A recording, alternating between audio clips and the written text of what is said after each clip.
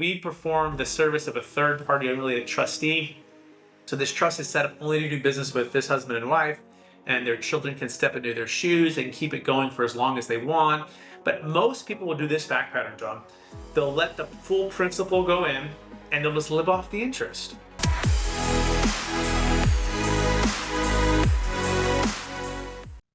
Brett, can you walk us through a real life example where a sales trust made a major difference for a client exiting a business or real estate?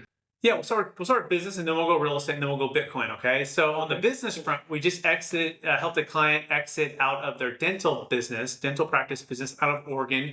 It was a $16 million exit, and a husband and wife, and they started out as dentists, and then they had their first practice, and then they compounded to about 6 practices, and they sold it to a big group. And so they're facing 10% of the state of Oregon and 20% federal, so about 30%, okay, on the sale.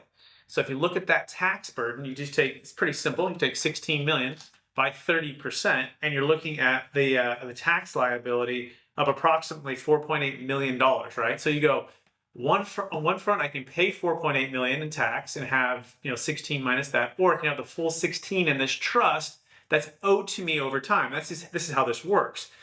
So instead of selling it and taking all of the cash all up front, they sold it to the trust in exchange for a promissory note. So the trust issued them a note, right? In other words, they became the bank to a trust. This trust owes them the money. They sold it to the trust, and the trust is going to pay them back. Now, I think on this promissory note, we wrote it around 9% or 10%. So the note is set, and now it's going to pay them in installments, and they'll pay slowly over time.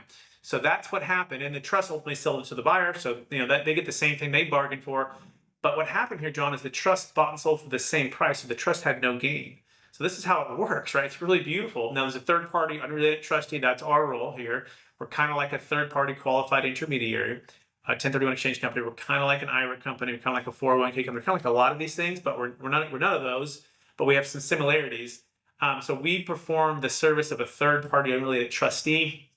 So this trust is set up only to do business with this husband and wife, and their children can step into their shoes and keep it going for as long as they want. But most people will do this fact pattern, John. They'll let the full principal go in, and they'll just live off the interest.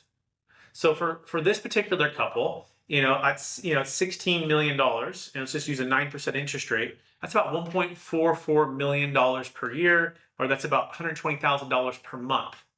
Now realize they've been building their business for the last 7, 8, 9 years, blood, sweat, and tears, all of their time and energy. They've been taking a fair salary, right? Equitable salary to keep their business growing and, their employees and expansion.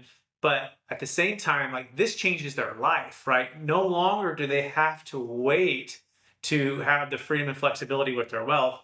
They, with investing in tax deferral, are now able to unlock that truly passive income, right? And so that's the first story. It's fantastic. We've invested into passive real estate, mostly passive private debt right now, which is so attractive. But we're also putting stuff into multifamily deals that have dropped in value drastically. We put some into the stock market. We've put some into money market accounts. In other words, we diversified and we've dollar cost average. And this is the beauty of the deferred sales trust.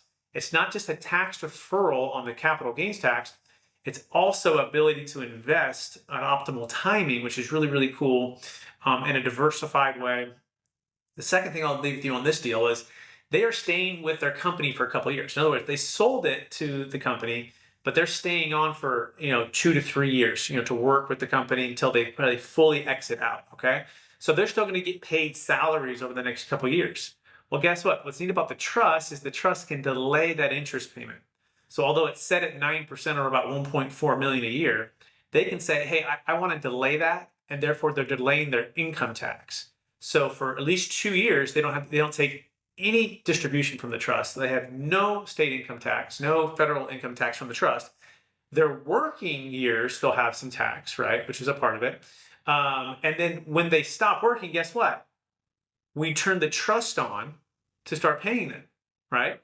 So you see how we can make this thing an investment and not an expense? We can get an extra ROI there because they can kind of control the, think of it like a throttle or a spigot of water, right? You can turn it on or turn it off in a flexible manner based upon your unique, tax situation.